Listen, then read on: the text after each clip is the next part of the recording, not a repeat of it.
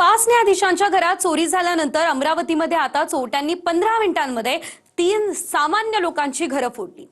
अमरावतीचं अख्खं पोलीस दल सुट्टीवर गेलंय की काय असा प्रश्न मागच्या काही दिवसांपासून घडलेल्या घटनांवरून सध्या पडतोय। नेमकं असं काय घडलं अमरावतीत बघूयात।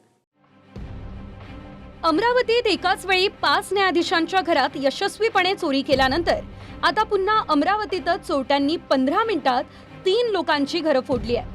हा संपूर्ण प्रकार सीसीटीव्ही कॅमेऱ्यात चित्रित झाला। चोर इतक्या शांततेने वावरत असल्याचं पाहून पोलिसांचा धाक राज्यात उरलाय की नाही याची शंका निर्माण व्हावी अशी ही स्थिती। आधी एक व्यक्ती ज्या घरातले लोक गावी गेले होते त्यांच्या घरांची पाहणी करून गेला। नंतर त्याचे साथीदार पोहोचले। त्यापैकी काहींनी ज्या घरात लोक होते त्यांनी बाहेर पडून आरडाओरड करू नये म्हणून त्यांच्या घरांना बाहेरून कडी लावली। नंतर पुढच्या 15 मिनिटांमध्ये 3 घरं फोडली। लोकांच्या घराबाहेर ठेवलेले चांगले बूट देखील चोरट्यांनी सोडले नाही।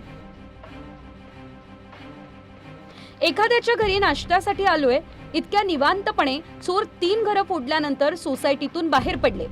रेवसा आणि नवसारी परिसरात हा संपूर्ण प्रकार घडला। त्याआधी अमरावतीतील एका सुवर्ण अलंकाराला चोरट्यांनी लुटलं। नंतर न्यायाधीशांचीही घरं फोडली। एरवी प्रत्येक मुद्द्यावर घसा कोरडा होईपर्यंत बोलणारे अमरावतीमधील सत्ताधारी नेते या चोरीच्या घटनांवर मात्र गपगुमान आहेत। स्वप्नील उमप, TV9 मराठी, अमरावती।